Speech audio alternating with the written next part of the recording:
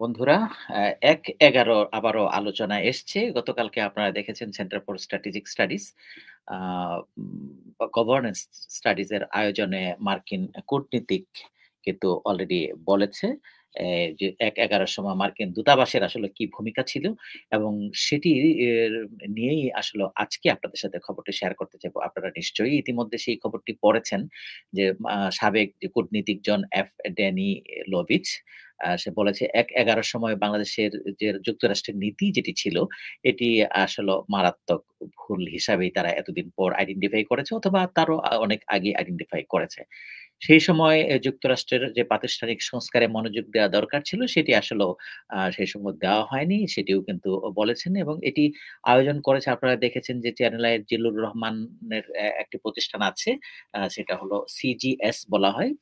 Centre for governance studies এই শনিবারে যে বিশেষ আলোচনা অনুষ্ঠান করা হয়েছে সেটিকে সেই জায়গাটায় উনি এই মন্তব্য করেছেন।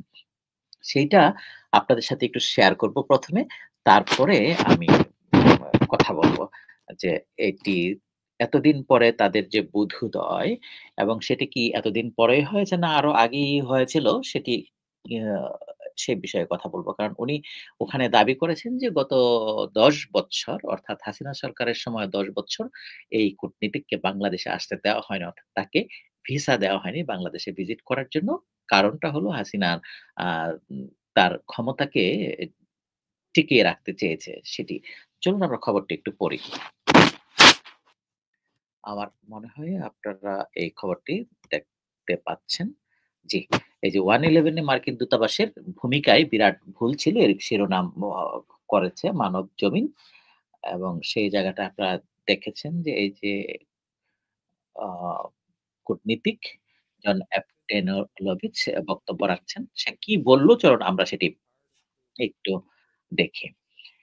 সেগুলো Bangladesh institute of international and strategic studies অডিটোরিয়ামে আয়োজিত অনুষ্ঠানে সিজিএস এর নির্বাহী পরিচালক জিল্লুর রহমান সঞ্চালনা করেন। আলোচক হিসাবে ছিলেন মার্কিন রাষ্ট্রদূত উইলিয়াম বি. মাইলাম এবং সাবেক মার্কিন কূটনীতিক জন এফ. ড্যানি লোভিচ। এইখানে যেটা ছিল গণতান্ত্রিক স্থিতিশীলতার গুরুত্ব তুলে ধরে ড্যানোলোভিচ বলেন, ১৯৭১ সাল থেকে মার্কিন যুক্তরাষ্ট্রের বাংলাদেশ নীতি ধারাবাহিকতা রয়েছে। বাংলাদেশের রাজনৈতিক পরিমণ্ডলের সবচেয়ে কঠিন চ্যালেঞ্জগুলোর মধ্যে একটি হলো শাসক দলের জবাবদিহিতার অভাব। গণতন্ত্রকে বিকশিত করতে হলে একটি শক্তিশালী সামরিক-বেসামরিক সম্পর্ক অপরিহার্য। স্বৈরাচারী শাসন কখনোই গণতন্ত্রের জন্য সহায়ক নয়। তিনি বলেন, বাংলাদেশ বর্তমানে একটি তথ্যযুদ্ধের সম্মুখীন এবং মার্কিন সরকার মিডিয়া ভিত্তিক বিভ্রান্তিমূলক তথ্য মোকাবেলার জন্য কাজ করছে। প্রেসিডেন্ট ট্রাম্পের বাংলাদেশে নির্দিষ্ট ব্যক্তিদের জন্য মার্কিন তহবিল সম্পর্কে দেওয়া বিবৃতি বিভ্রান্তিকর, যা মূলত কিছু ব্যক্তি দ্বারা প্রচারিত, যারা ২ দেশের সম্পর্ক অস্থিতিশীল করতে চায়। সেন্ট মার্টিন দ্বীপে মার্কিন যুক্তরাষ্ট্রের সামরিক কার্যক্রম সম্পর্কিত বিভ্রান্তিমূলক তথ্য নিছক মিথ্যা প্রচারণা, যা কিছু গোষ্ঠী উদ্দেশ্যমূলকভাবে ছড়াচ্ছে। সাবেক সরকার বিদেশি দেশগুলোর বিরুদ্ধে বিভ্রান্তি ছড়িয়েছে যাতে তারা নিজেদের দুর্নীতি ও অনিয়ম আড়াল করতে পারে। ড্যানোলোভিচ আরো বলেন, বাংলাদেশ ও মার্কিন যুক্তরাষ্ট্রের গণতন্ত্র ও মানবাধিকারের ক্ষেত্রে আরো ঘনিষ্ঠভাবে কাজ করতে পারে। স্বৈরশাসন কখনোই মার্কিন স্বার্থের অনুকূলে নয়। তিনি ২০০৭-৮ সালে বাংলাদেশের ক্ষেত্রে মার্কিন পররাষ্ট্রনীতির কিছু ভুলের কথা স্বীকার করেন। বলেন, "আমি ১ম স্বীকার করছি ২০০৭-৮ সালে যুক্তরাষ্ট্র বিরাট ভুল করেছিল। তবে রাষ্ট্রদূত প্যাট্রিসিয়া বিউটিনেস কিংবা আমার সহকর্মীরা ১-১১ ঘটাননি।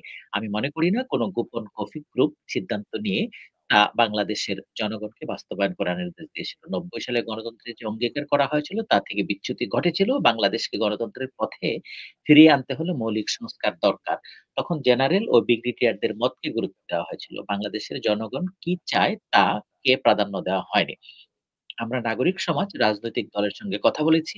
আমরা তত্ত্বাবধায়ক সরকারের সঙ্গে কথা বলেছি, কিন্তু আমরা সেনাবাহিনীর কথাই বেশি শুনেছি। সম্ভবত সে কারণেই গণতন্ত্রের উত্তরণ নিয়ে যে প্রত্যাশা ছিল তা সম্ভব হয়নি।" আর উনি বলেছেন, "আমাদের ২য় ভুলটি ছিল যুক্তরাষ্ট্রের দেশ হিসাবে এবং ঢাকায় মার্কিন দূতাবাস হিসাবে আমরাও নির্বাচনের সময়সীমার উপর বেশি জোর দিয়েছিলাম। নির্বাচন অবশ্যই গুরুত্বপূর্ণ। জনগণের দীর্ঘ সময়ের রায় ছাড়া কোন সরকার পরিচালিত হতে পারে না। আর নির্বাচিত সরকারকে প্রতিশ্রুতি দেওয়া উচিত। ওই সময়ে মৌলিক কিছু সংস্কার সাধনের প্রয়োজন ছিল। তত্ত্বাবধায়ক সরকারের এজেন্ডাও এগিয়ে নিচ্ছিল। কিন্তু একটা সময় এসে যখন এটা স্পষ্ট হয়ে গেল যে রাজনৈতিক দলের উপর থেকে তাদের সব ধরনের প্রভাব হারিয়ে ফেলল। রাজনৈতিক দলগুলোর সঙ্গে সরকারের বোঝাপড়াটা হয়েছিল গোপনে। আমাদের জানা সম্ভব ছিল না সাবেক প্রধানমন্ত্রী কোন শর্তে তত্ত্বাবধায়ক সরকারের সঙ্গে আপোস-রফা করেছিলেন। আমরা এর কোন পক্ষ ছিলাম না। তখন আমাদের ধারণা হয়েছিল শেখ হাসিনা আওয়ামী লীগ অতীত থেকে শিক্ষা নিয়েছিল। কিন্তু তারা সেটি নেয়নি এবং প্রতিশ্রুতি দিয়েছিল যে তত্ত্বাবধায়ক সরকারকে প্রক্রিয়াকে এগিয়ে নেবেন। কিন্তু সেটি তারা করেনি। এইটুকু অত্যন্ত গুরুত্বপূর্ণ বলেই আমি কিন্তু একটু বেশিক্ষণ এই খবরটুকু পড়লাম। অনেকটুকু। তারপরে খবরটুকু আরো লম্বা, আপনারা পুরোটা পড়ে নিতে পারেন। এই জায়গায় যে বিশেষ বিষয়গুলা এসছে যে এই মার্কিন কূটনীতিক নিশ্চিত করেছেন যে বাংলাদেশের বিরুদ্ধে যে এই যে ফান্ডিং এর বিষয়ে যে ট্রাম্প যে উক্তিটি করেছেন সেটি আসলেও গুটি কয়েক ব্যক্তির প্রভাবে হয়েছে এবং সেন্ট মার্টিন সম্পর্কেও যে ধরনের প্রচারণা আছে সেটিও একেবারেই মিথ্যাচার। কিন্তু সবচেয়ে গুরুত্বপূর্ণ যে বিষয়টি এসছে যে আসলেও আমেরিকা ভুল স্বীকার করছে যে সেই ১/১১ র সময়কালে আসলে তারা বাংলাদেশের জনগণের কথা চিন্তা করেনি। তারা আসলে জেনারেলদের বা সেনাবাহিনীর আ দ্বারাই প্রভাবিত হয়েছে এবং তাদের কথাটুকু শুনেছে। তারপরে তারা একটা সময়ে কিন্তু এই সরকার বা শেখ হাসিনা এবং তত্ত্বাবধায়ক সরকারের মধ্যে কি কথা হয়েছিল সেটির আসলে নিয়ন্ত্রণ হারিয়েছে। এটি আমি বলব যে এটি আসলে তাদের নিয়ন্ত্রণে ছিল না। কারণ উনি বলেছেন যে সে এটা মনে করে না যে প্যাট্রিসিয়া বিউটিনিস তখন আসলেও এখানকার রাষ্ট্রদূত ছিল অথবা কোন কফি গ্রুপ সম্পর্কে বলা হয় যে তারা মার্কিন নির্দেশেই ১/১১ হয়েছিল। সেটি সত্য নয়। এটি বলল কিন্তু পরবর্তীতে আ আমেরিকান সাপোর্টটা ছিল যেন সংস্কারটি হয়। সেই সংস্কারটি আসলেও ভেস্তে গিয়েছে। কারণ হলো অন্তর্বর্তীকালীন তত্ত্বাবধায়ক সরকারের সাথে শেখ হাসিনা সরকারের যে গোপন চুক্তি বা কি কথা হয়েছিল সেটি তারা জানে না। কিন্তু এতটুকু তারা নিশ্চয়তা পেয়েছিল হয়তো যে শেখ হাসিনা তত্ত্বাবধায়ক সরকারের আইডিয়াটাকে আগিয়ে নিয়ে যাবে। কিন্তু শেখ হাসিনা ক্ষমতা পেয়েই কিছুদিনের মধ্যেই আমরা দেখলাম যে সেই প্রতিশ্রুতিটা ভঙ্গ করেছে। সেই যে প্রেক্ষাপটটা এই জায়গায় খুব গুরুত্বপূর্ণ আরেকটি বিষয় কিন্তু উনি উল্লেখ করেছেন যে তখন যেমনটি জনগণের কথা শোনা হয়নি, জনগণের কথা চিন্তা করা হয়নি। জেনারেলদেরকে প্রাধান্য দেওয়া হয়েছে। জেনারেলরা যা বুঝিয়েছে, যা বলেছে সেটা তারা শুনেছে। তাদের স্ট্র্যাটেজি নির্ধারণ করেছে।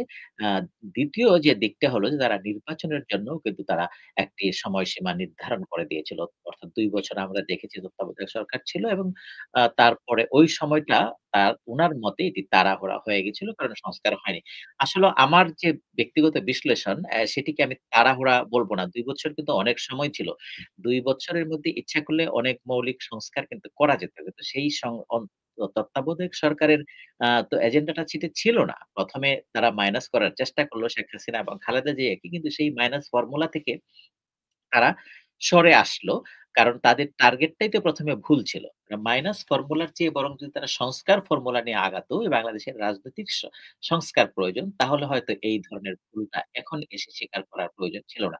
এবং এখন যে বিষয়টার বার্তা দেয়া হলো সেটিও কিন্তু একটা চিন্তার বিষয় যে এখন কি এটি কি উনি বলার চেষ্টা করছে যে বর্তমান সময়েও যে সমস্ত রাজনৈতিক দলগুলো আ তারা নির্বাচন তাড়াতাড়ি দেওয়ার বলছে এবার কারণ গণতন্ত্র দরকার, দেশে নির্বাচিত সরকার নেই, অস্থিরতা বিরাজ করছে। সেগুলোর স্থিতিশীলতার জন্য একটা নির্বাচিত সরকার প্রয়োজন বলে যে যুক্তি দেওয়া হচ্ছে, এটা কি উনি আবার অপোজ করছে কিনা? কারণ সে কি বা অন্তর্বর্তী সরকার যেটি রয়েছে সেটির সময়সীমা নিয়ে না ভাবতে উনি কি ইন্সপায়ার করছে কিনা? এটিও একটি সন্দেহের বিষয় কিন্তু থেকে যায়। কারণ উনি স্পষ্ট বললেন যে সেই সময় আমরা আসলে নির্বাচনের সময়সীমার দিকে গিয়েছিলাম এবং এটিও বলেছেন যে নির্বাচনটা অত্যন্ত গুরুত্বপূর্ণ কিন্তু সংস্কারগুলো বেশি প্রয়োজন। সুবিধাটা হলো এই সরকার তো সংস্কারের জন্য একটা সময়সীমা তাকে বেঁধে দেওয়া হয়েছে যে ১ বছর কিংবা ১.৫ বছরের মধ্যেই এই যে সমস্ত সংস্কারগুলোর প্রয়োজন হবে সেই সংস্কারগুলো করবে। আর এই সরকার এবং ১/১১ সরকারের মধ্যে যে পার্থক্যটি অন্তর্বর্তী এবং তত্ত্বাবধায়ক সেই তত্ত্বাবধায়ক সরকার অহেতুক সময় নষ্ট করেছে। বিভিন্ন ধরনের পাকড়াও করে রাজনীতিবিদদেরকে ব্লান্ডার করার চেষ্টা করেছে, কারণ রাজনীতিকে মাইনাস করার চেষ্টা করেছিল। সেই ভুল স্ট্র্যাটেজি তাদের কাজ করেনি। পরবর্তীতে শেখ হাসিনার সাথে সারেন্ডার করে এই মঈন এবং ফখরুদ্দিনের সরকার তাদের ইন্ডিপেন্ডেন্টি নিয়েছে এবং তারা আ আ বাংলাদেশ থেকে নিরাপদে স্থানান্তরিত হয়ে পুনর্বাসিত হতে পেরেছে আমেরিকায় বা বিভিন্ন জায়গায়। এই সরকারের এজেন্ডা আসলেও এরকমভাবে গোপন চুক্তি করে ক্ষমতা থেকে চলে যাওয়ার মতো দরকার বোধও নেই। কারণ এই সরকারের সাথে জনগণ আছে, ছাত্র জনতা রয়েছে এবং তারা ১ম এই একটি সংস্কার এজেন্ডা তৈরি করেছে। সংস্কারের জন্য কমিশনগুলো করেছে। সেই কমিশন ইতিমধ্যেই রিপোর্ট দিয়েছে। সেই রিপোর্টের ভিত্তিতে রাজনৈতিক দলগুলোর ঐক্যমতের মাধ্যমেই একটি আ গ্রহণযোগ্য টাইমলাইন এর মধ্যে মৌলিক যে সমস্ত সংস্কারগুলো প্রয়োজন নির্বাচন গ্রহণযোগ্য, ফেয়ার এবং সুষ্ঠু হওয়ার জন্য সেটি করে তারা সুন্দরভাবে জনগণের আ ফুল নিয়েই কিন্তু তারা বিদায় হতে পারবে। তাদের আর অন্য কোন ধরনের রাজনৈতিক দলের সাথে গোপন আঁতাত করে কাউকে বসিয়ে দিয়ে যাওয়ার প্রয়োজন আছে বলে আমি মনে করছি না। দর্শকবৃন্দ আপনারাও এটি অ্যা এই যে আমেরিকা ভুল স্বীকার এতদিন পরে করল এবং উনি কিন্তু বলেছেন যে তাকে শেখ হাসিনার সরকার ভিসা দেয়নি বাংলাদেশে আসার জন্য অনেকবার আসতে চেয়েছেন। কিন্তু উনাকে দেওয়া হয়নি এবং সমস্ত কিছুই হয়েছে শেখ হাসিনা প্রতিশ্রুতি ভঙ্গ করেছেন যে তত্ত্বাবধায়ক সরকারের তো আমরা দেখেছি সেটিকে বাতিল করা হয়েছে এবং আমেরিকান এই কূটনীতিক যারা আসলে বাংলাদেশের আ সরকার বা গণতন্ত্রের পক্ষে ছিলেন তাদেরকে আসতে দেয়নি এদেশে। তাকে দূরে রেখে তার ক্ষমতাকে দীর্ঘায়িত করেছেন। আপনারাও আপনাদের মতামতটুকু দিতে পারেন না? এই সাবেক কূটনীতিক এবং তাদের যে উম আ পরামর্শ এবং তাদের ভুল স্বীকার সেটি অ্যা কতটুকু সঠিক এবং সেই সূত্র থেকে এখন যে আমেরিকার যে অবস্থান, সেই অবস্থানটাতেও কি বাংলাদেশের মানুষ স্পষ্ট কিনা আমরা বুঝতে পারছি কিনা, তারা আসলে কি চায় এবং এটিও কি কিছুদিন পরে ভুল প্রমাণিত হবে কিনা বা তারা নিজেরাও কি পরে বলবে কিনা যে তাদের এবারের স্ট্র্যাটেজি ভুল ছিল। নাকি তারা আসলেও ইন্ডিয়ার চালের কাছে কিংবা হাসিনার যে কৌশল ছিল সেই কৌশলের কাছেই হেরে গিয়েছিল। সেই মতামতটুকু আপনারা দিতে পারেন। ধন্যবাদ। ভালো থাকবেন।